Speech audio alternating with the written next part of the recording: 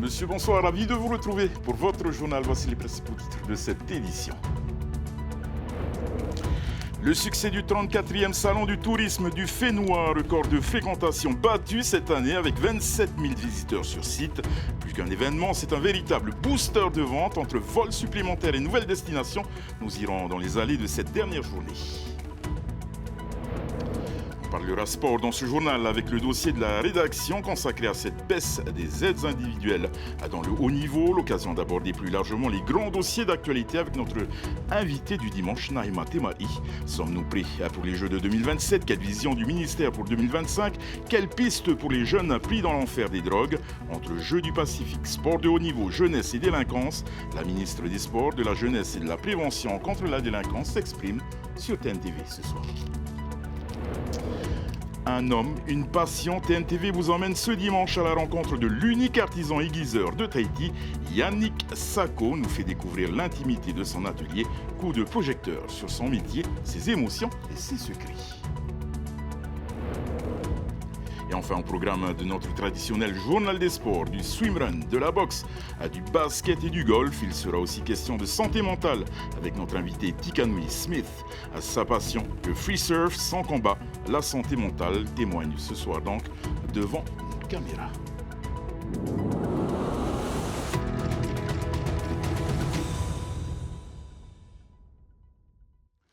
Vous étiez certainement dans les allées du Salon du tourisme ce week-end au parc exposition de MAM, une 34e édition qui devait atteindre des records en termes de fréquentation, mais aussi et surtout de chiffre d'affaires. Derrière à l'événement, un enjeu économique. Au total, 3 journées d'offres dites exceptionnelles et un secteur de l'aérien qui booste les ventes avec de nouvelles destinations annoncées.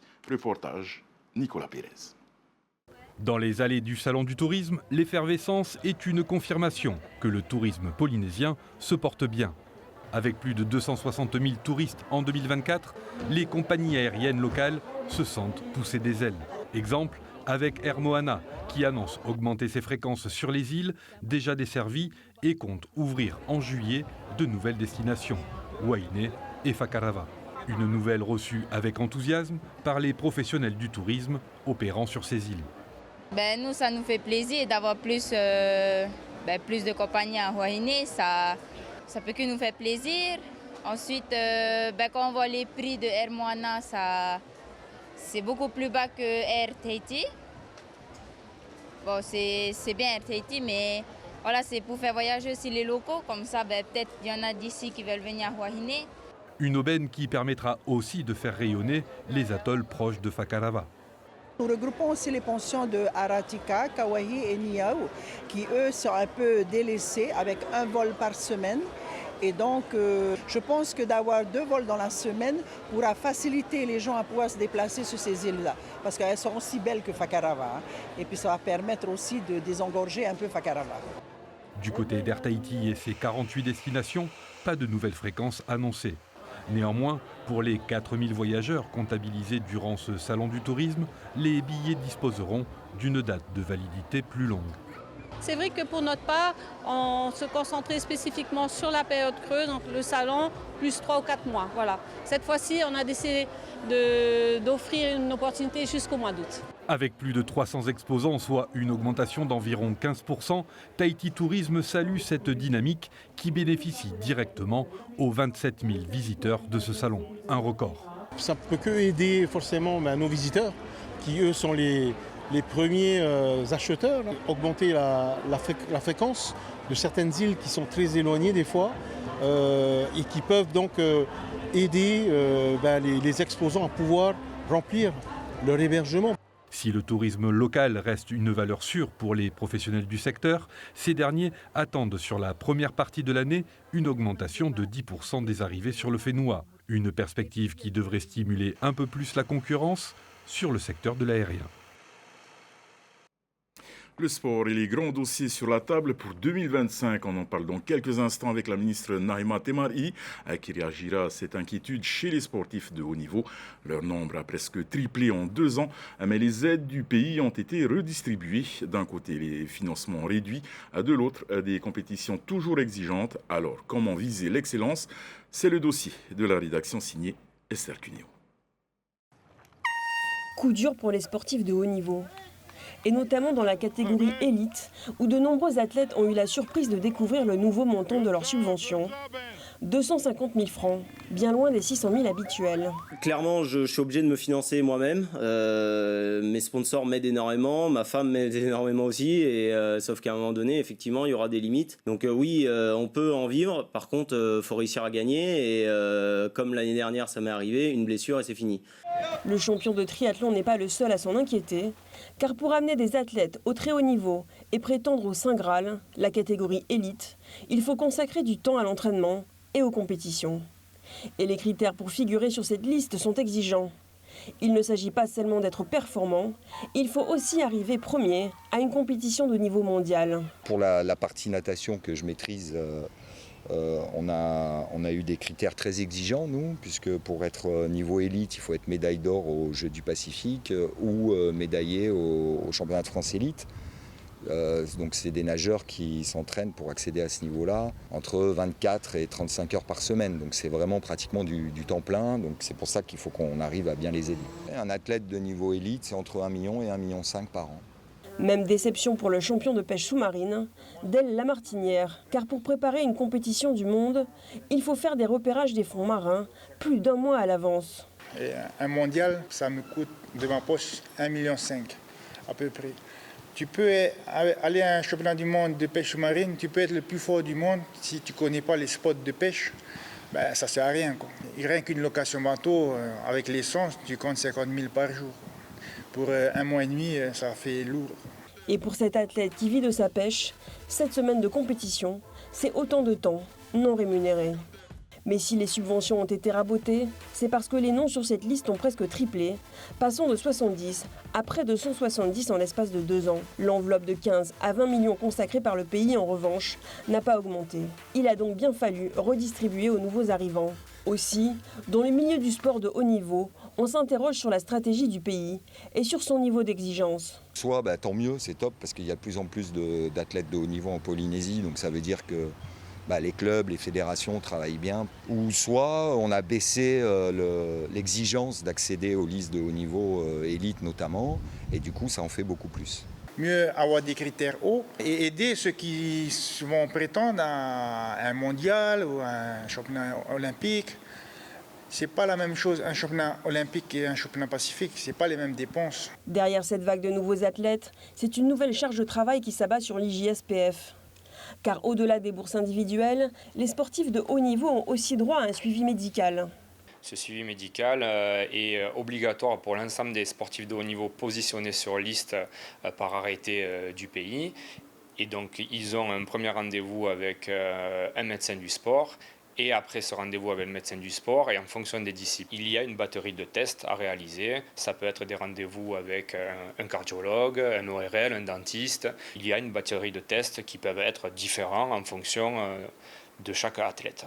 Du côté du ministère des Sports, on explique que d'autres leviers de financement ont été actionnés, au niveau des fédérations notamment, avec le projet Ambition 2027, porté par le comité olympique et financé à 100% par le pays. On a 90 millions de crédits qui sont mobilisés au titre de la préparation des Jeux du Pacifique, 75 millions pour les 25 fédérations qui sont concernées par les Jeux du Pacifique, plus 15 millions alloués au COPF pour tout ce qui va être préparation transversale ou l'accompagnement personnalisé de sportifs identifiés à haut potentiel de médailles. Le ministère rappelle que le dispositif n'est pas figé. Quant à la liste, elle devrait être mise à jour le 11 février. Elle dit vouloir inspirer la jeunesse après les Jeux Olympiques et avant les Jeux du Pacifique dans un contexte d'efforts budgétaires. Nahema Temari a plusieurs dossiers sur la table. Jeux du Pacifique, sport du haut niveau, jeunesse, prévention contre la délinquance. On en parle en direct sur TNTV. Fateri Yorana. Yorana Davidson et Yorana à tous les téléspectateurs de Tritino et Télévision. Alors on l'a vu dans ce reportage, les sportifs s'interrogent sur la baisse des aides individuelles. Comment voyez-vous l'avenir du sport de haut niveau ? Dans un premier temps, je pense qu'il faut rappeler que effectivement, alors quand on s'interroge et quand on s'inquiète, On peut solliciter le ministre directement pour avoir les réponses, mais c'est aussi le rôle des médias d'être à l'écoute de la population et notamment de nos athlètes pour faire remonter l'information. Mais jusqu'à ce sujet en particulier, je n'ai pas eu de sollicitation sur le sujet. Effectivement, certains athlètes de haut niveau ont pu être surpris par une enveloppe d'aide individuelle qui est tombée à 250 000 par athlète. N'oublions pas que nous avons effectivement fait le choix d'ouvrir ce qu'on appelle la catégorie accession, qui va permettre à la jeunesse qui est pleine d'espoir, pleine de talent, de pouvoir bénéficier également d'un soutien financier, ce qui n'était pas le cas avant notre arrivée.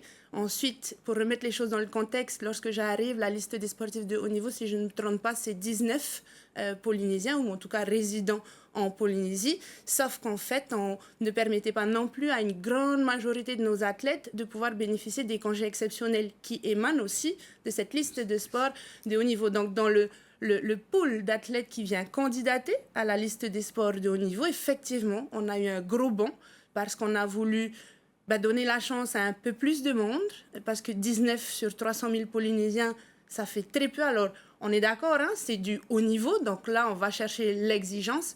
Mais moi, j'estime qu'on a aussi des athlètes qui ne connaissent pas toujours les dispositifs, qui n'étaient pas du tout rompus à l'exercice, qui aujourd'hui peuvent effectivement bénéficier de ces aides. Ensuite, on a donc réduit l'enveloppe, on est passé de 20 à 15 millions, donc de 4 millions pour une raison qui est la suivante. En 2024, nous avons mobilisé 20 millions du budget total des sports. L'enveloppe n'a pas été consommée en totalité et lorsqu'on ne vient pas liquider les enveloppes, en fait, on bloque des enveloppes et on ne permet pas de venir subventionner ou de venir investir ailleurs.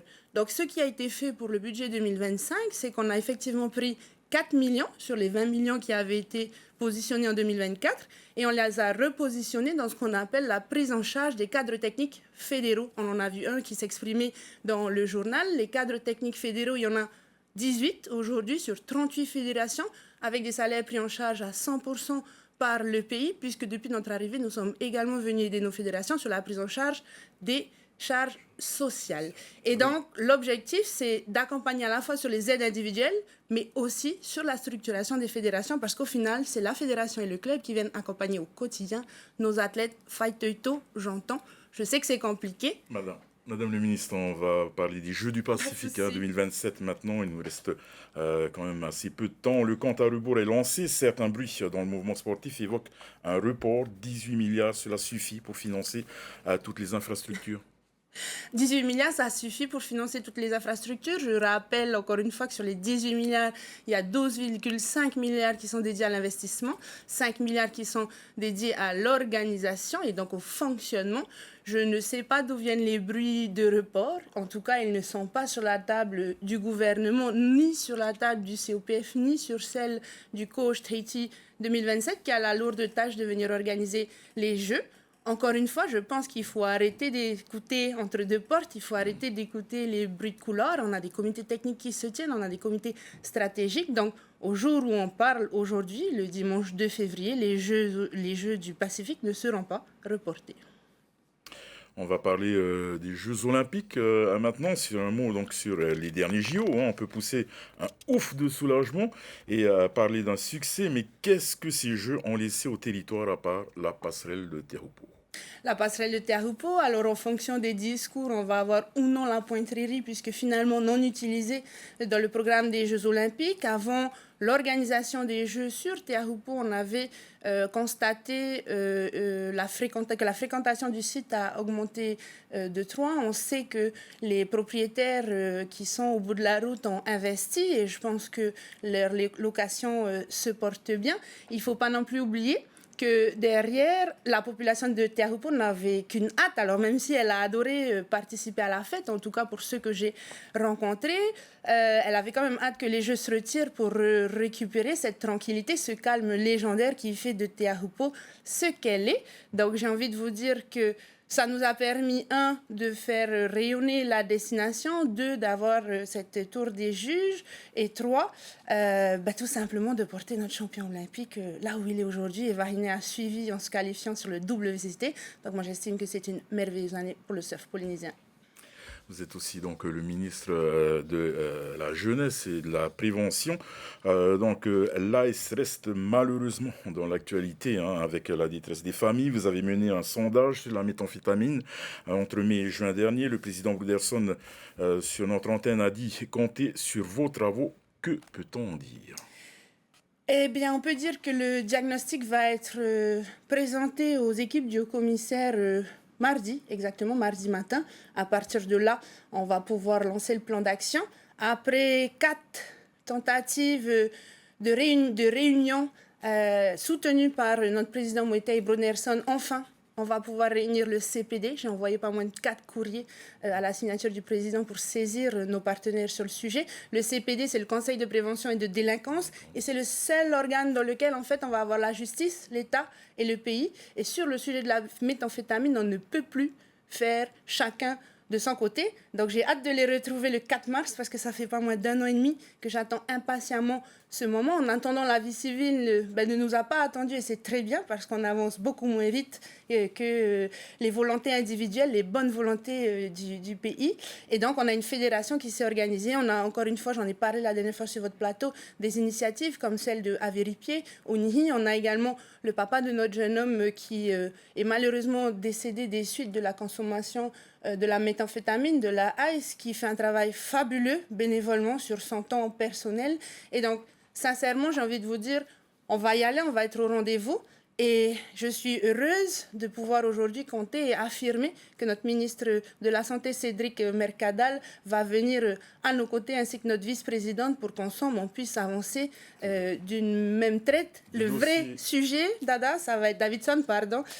vrai sujet, ça va être d'attaquer le quantum des peines, parce que moi, j'estime qu'aujourd'hui, on agit impunément, potentiellement parce que les peines ne sont pas suffisamment lourdes. Alors, ça se trouve, ça ne va pas fonctionner, ça on me le répète, mais si on n'y va pas et qu'on n'essaye pas d'alourdir les peines sur le deal et la consommation d'ice, je ne vois pas comment on pourrait s'en sortir. Donc ça, c'est un vrai sujet et j'appelle ce soir l'ensemble de nos députés et de nos sénateurs parce qu'on va avoir besoin d'eux pour ça. Des sujets que nous suivrons, Madame la Ministre. Merci pour votre présence sur ce plateau. Maroro Davidson.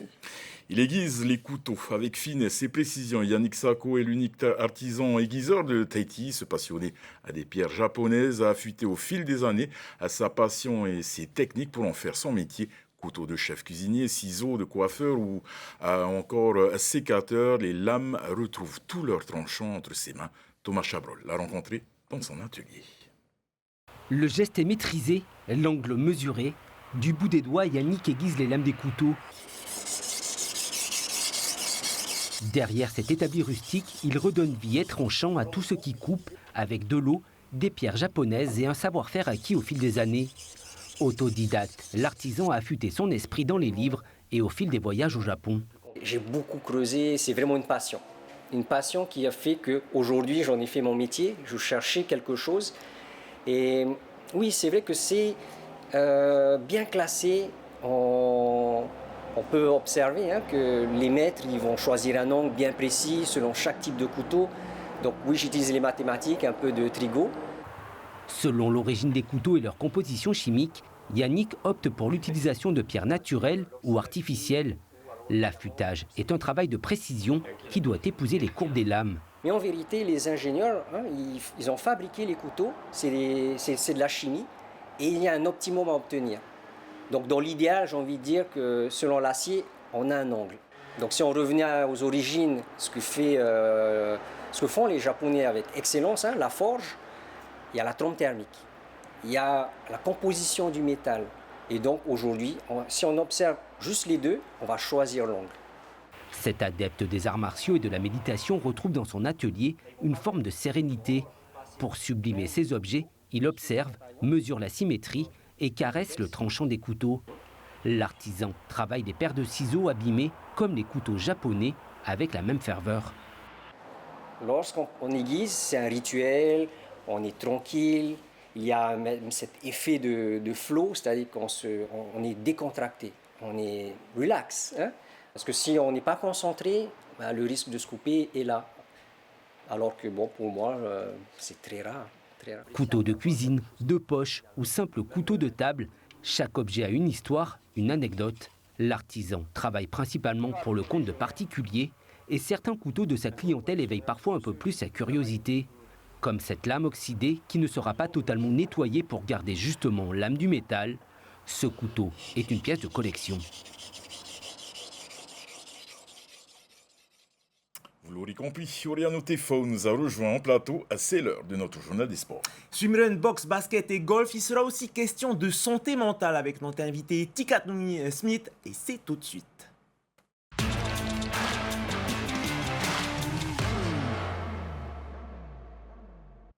Annulé il y a 2 semaines en raison des intempéries, le swimrun de Tautira, baptisé la course des rois, s'est finalement tenu ce matin.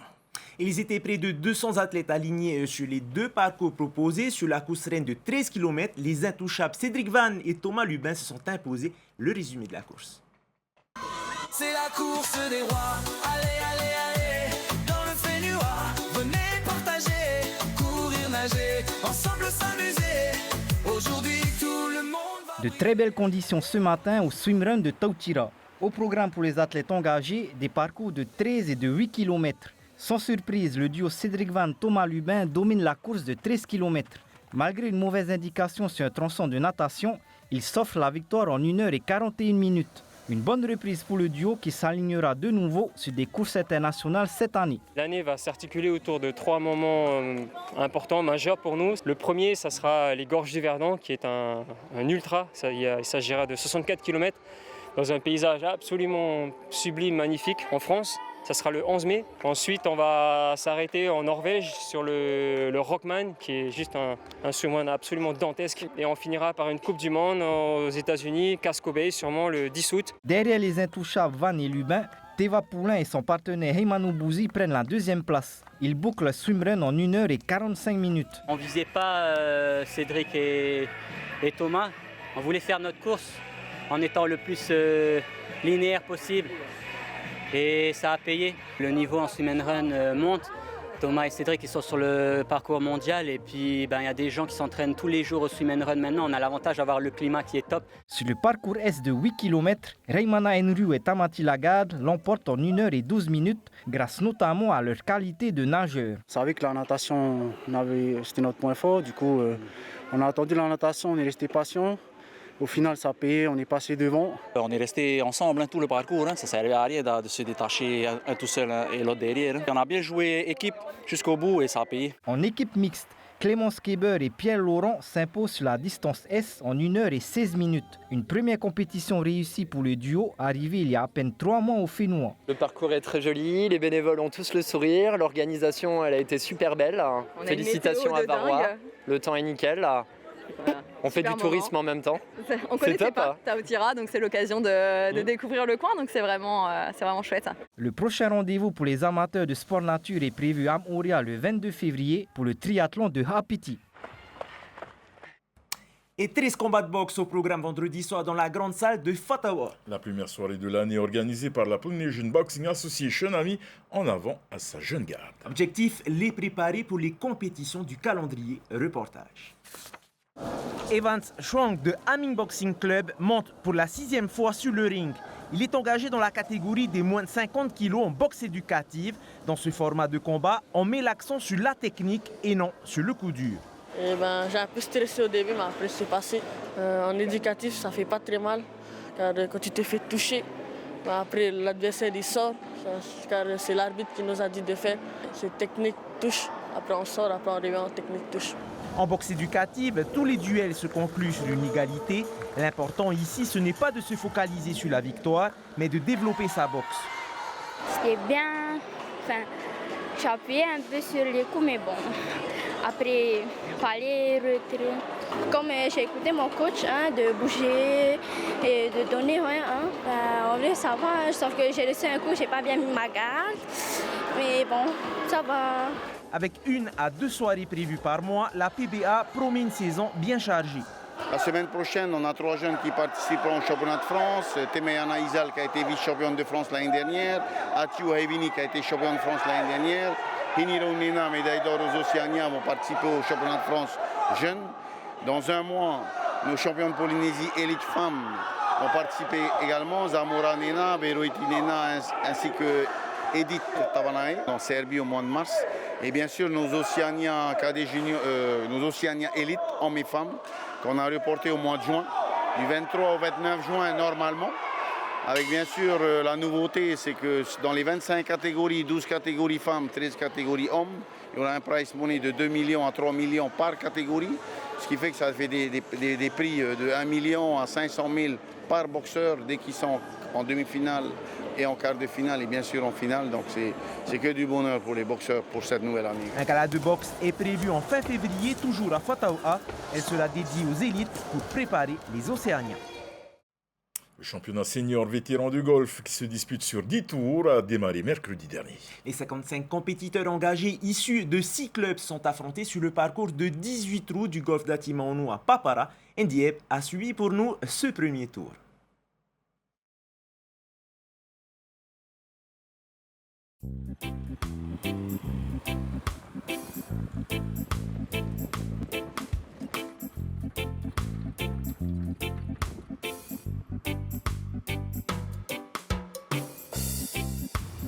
Combien là tu fais? Bogey. Les hostilités sont engagées, les compétiteurs partent à la conquête des 18 trous. Deux formats de jeu sont appliqués pour ce championnat. Si chez les seniors, le stroke play additionne les coups, chez les vétérans, le Stableford cumule les points pour connaître le résultat final. Organisée en semaine, la fédération est surprise du nombre de participants. On est un peu victime de notre succès, on a 55 joueurs aujourd'hui. Quel est l'objectif de ce tournoi? Eh bien, c'est de déterminer le meilleur joueur en brut chez les seniors et chez les vétérans. On a du beau monde aujourd'hui? Oui, il y a des bons joueurs, il y a des premières séries avec des index inférieurs à 5. Non, de très bons joueurs.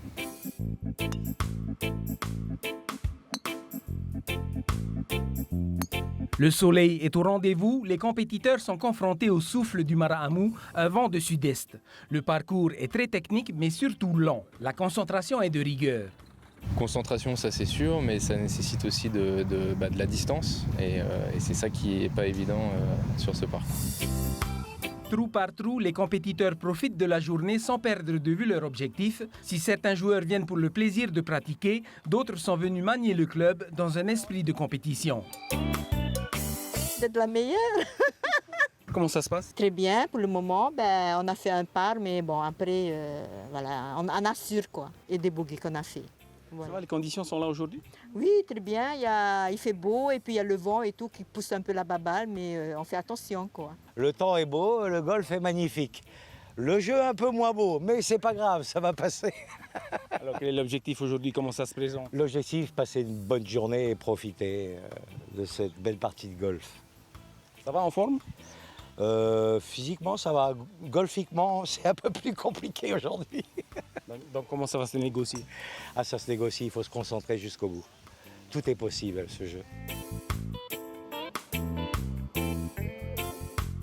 Cette compétition est l'occasion pour la fédération de jauger le niveau des golfeurs en ce début d'année.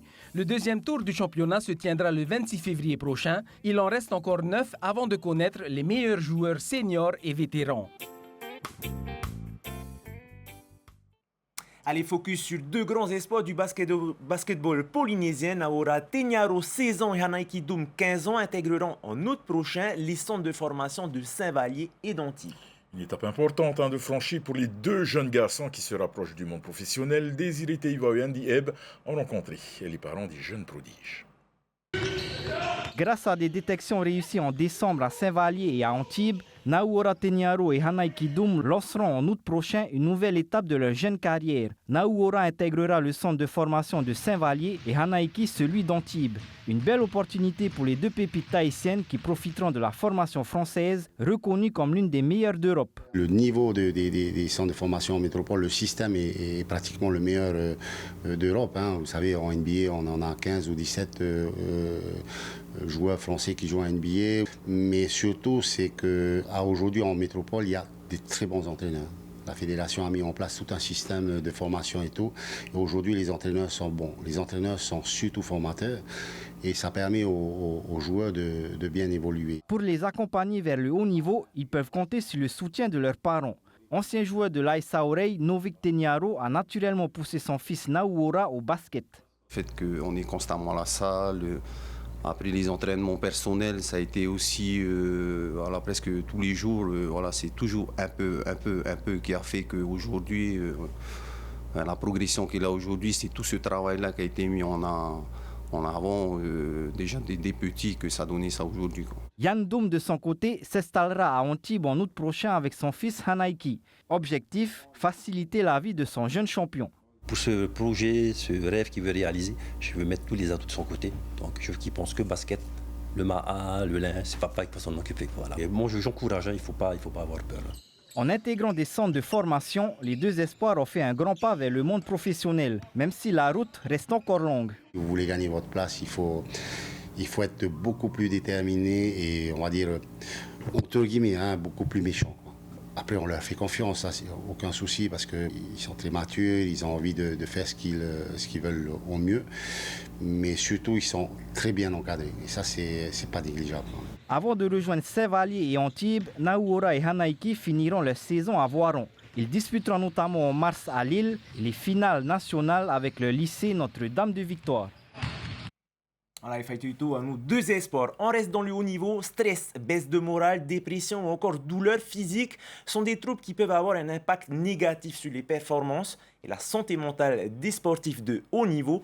De nombreux athlètes professionnels ont décidé d'aborder ce sujet sans tabou. Parmi eux, Tikanoui Smith s'est livré sur les réseaux sociaux cette semaine. Ce soir, il était avec nous pour sensibiliser les sportifs sur ce sujet. Yorana Tika. Yorana Oriano, Yorana Davidson, Yorana tout le monde. Oui, alors le sport de haut niveau, pour un sportif, atteindre le haut niveau, c'est le Saint Graal. Mais chaque succès, chaque exploit, ça a un prix aussi. Il y a le côté obscur, on va dire, de la chose. C'est la perte de sponsors, les blessures, les problèmes financiers aussi, parce que quand on est dans le cycle du sponsoring, on a tous les bons contrats, c'est la vie de rêve, mais après, quand tout s'arrête, on n'a plus rien. Et puis c'est là où y a beaucoup de sportifs qui font des dépressions, des petites descentes aux enfers, dont moi, comme après le Eddie Echo. Et puis à partir de là, c'est vraiment l'entourage. Il faut bien s'entourer. Il faut essayer de trouver les bonnes personnes avec qui on peut parler, on peut discuter, on peut s'ouvrir. Et puis pour ma part, ça a été la famille et un médecin du sport qui m'a vraiment bien aidé et qui m'a conseillé de me rapprocher de professionnels mentaux. Et c'est là où il y a vraiment eu un travail, où j'ai découvert un peu la psychologie du sport. Et ça m'a fait vraiment du bien de m'ouvrir. Justement, c'est très important. Il faut en parler, il ne faut pas que ça reste tabou. Et l'accompagnement est très, très important. Ouais, l'accompagnement, c'est... Parce que dans le sport de haut niveau, pour tout sportif, on a une image à tenir. On doit tout le temps sourire, on doit tout le temps être au top, bien dans sa peau, bien dans sa tête. Mais ce n'est pas forcément le cas pour beaucoup de monde. Et le fait de ne pas vouloir dire aux gens, on s'isole, on n'ose pas parler, surtout à la famille, on a peur de la honte en fait. On a un peu honte, et pour nous et pour eux aussi. Et il faut vraiment casser ce tabou, communiquer, parce que c'est important. C'est ça qui sauve. Tika, aujourd'hui, toi, comment tu te sens? Comment tu vas? Alors aujourd'hui, ça va beaucoup mieux. C'était une étape très dure dans ma vie, mais j'ai pu rattraper tout ça, revenir à la surface un peu et respirer grâce un peu à un travail avec des psychologues aussi du sport. Et aujourd'hui, voilà, j'ai fait ma reconversion à Montréal, j'ai fait mon business qui m'a apporté une aide financière pour continuer un peu ma passion, qui est le surf. Et aujourd'hui, j'ai des nouveaux objectifs très hauts, comme surfer une des plus grosses vagues de ma vie à Nazaré. C'est le plan là pour les prochaines semaines. Et peut-être voir un record du monde à la rame. C'est ça mon objectif. Tika, est-ce que tout le monde peut bénéficier justement de cet accompagnement? Quel serait ton message pour les jeunes sportifs? Alors, pour les jeunes sportifs, déjà, il y a ceux qui sont classés haut niveau. Eux, ils ont une structure avec des médecins, comme on a pu voir juste avant. Eux, ils ont un peu une vraie structure pour pouvoir aider les sportifs de haut niveau dans tous les domaines. Nous, dans le free surf, c'était vraiment dur de devoir se débrouiller tout seul. On était tout seul et il faut se rapprocher de quelqu'un, il faut communiquer. Donc nous, on est un peu tout seul, on va dire, dans le sport. Mais c'est ça, le but. Merci Tika, on est déjà arrivé malheureusement au thème de cette interview. Ça passe très vite le temps pour ce sujet très important. Merci en tout cas pour ton témoignage qui va certainement sensibiliser tous les parents et tous les grands sportifs du Fénois. Merci encore. Merci beaucoup, Marodo. Allez, tout de suite, voici maintenant le reste de l'actualité sportive de la semaine, en bref et en images. Plus rien n'arrête Tario Terhearoa. Hier, au championnat de France de développé couché à Cambrai, le colosse de Bora Bora a décroché le titre pour la 3e année consécutive. Tario a survolé sa catégorie des M1, les plus de 45 ans en plus de 120 kg, en soulevant une barre de 230 kg, moins que les 237 kg 500 de l'an dernier à Cognac, mais largement suffisant pour battre son dauphin David Hernandez, auteur d'une performance à 212 kg 500. Ce week-end en Nouvelle-Zélande, Noéto a brillé au championnat d'Océanie de BMX. Parmi les 500 riders sur la grille de départ, 9 Tahitiens étaient présents. Kalani Helm triomphe chez les moins de 9 ans. Henoa Helm, lui, prend la 3e place chez les moins de 11 ans. Aaron San se place au pied du podium chez les moins de 8 ans. Bruce Gobré est 6e dans la catégorie des moins de 10 ans. Chez les adultes, Christophe Tardivé décroche l'or chez les plus de 50 ans, devant son partenaire Hemata Chanfan qui s'adjuge la 4e place. Enfin, Benoît Lee-Wing prend lui aussi la 4e place chez les plus de 45 ans. 102 nageurs se sont affrontés ce week-end dans le grand bassin de Tipperary lors du premier meeting de l'année. Organisé par le nouveau club Varois Swimrun, cette compétition permet aux athlètes de reprendre doucement leur marque après plusieurs semaines d'arrêt. Nos nageurs auront encore 2 meetings jusqu'au mois d'avril pour pouvoir se qualifier aux championnats de France et de Nouvelle-Zélande dans les catégories jeunes. Et on termine cette actualité sportive avec les rendez-vous attendus le week-end prochain.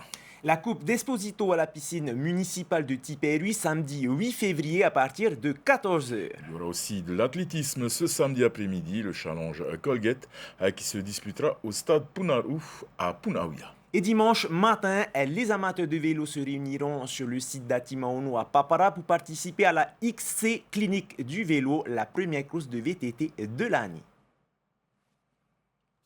Voilà, nous arrivons au terme de cette édition. Au programme ce soir sur votre chaîne Wild, un film de Jean-Marc Vallée avec Reese Witherspoon, suivi de votre émission Zone Interdite. Demain, c'est Athéna Milcam qui prendra les commandes du journal. En vous souhaitant une excellente soirée et une très belle semaine sur Tétine Télévision. Et bien entendu, on se quitte avec les plus belles images de sport de cette fin de semaine. Bonne soirée à tous et prenez soin de vous.